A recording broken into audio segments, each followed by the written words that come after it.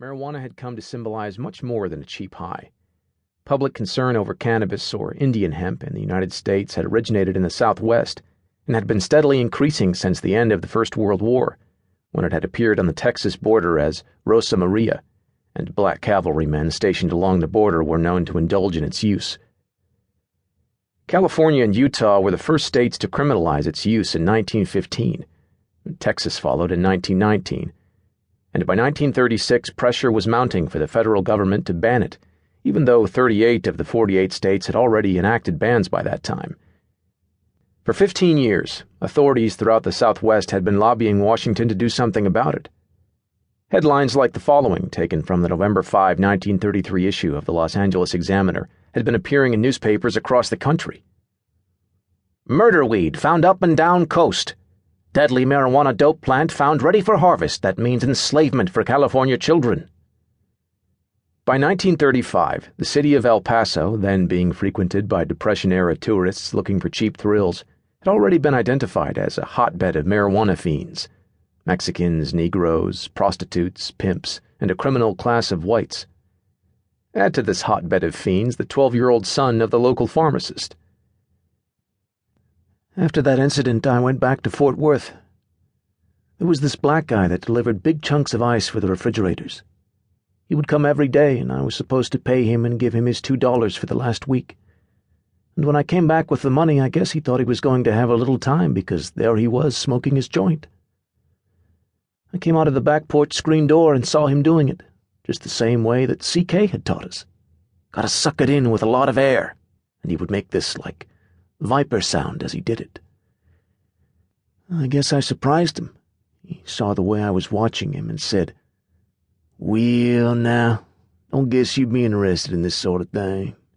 "Oh," I said, "is that local weed?"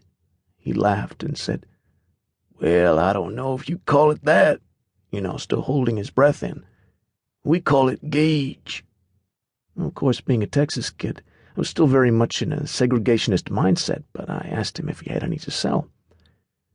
"Well, I ain't no pusher," he said, "but I'll give you some." And so he gave me a couple of joints, and there I was, holding for the first time.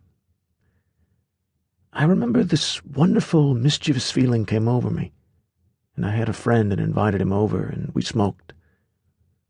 By that time, you could say I was actually getting a good buzz, and all these strange and funny things were starting to happen.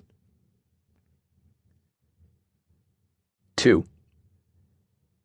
The marijuana he smoked had no immediate outward effect on Terry Southern's life. He still did the same things he had always done as a boy, still loved odd creatures like tarantulas and armadillos, hunting and fishing, and riding horses under the endless Texas skies. When he went to Sunset High in Dallas, he played quarterback on the football team and first base on the baseball team, and did his best to get the pretty cheerleaders into the back seats of cars.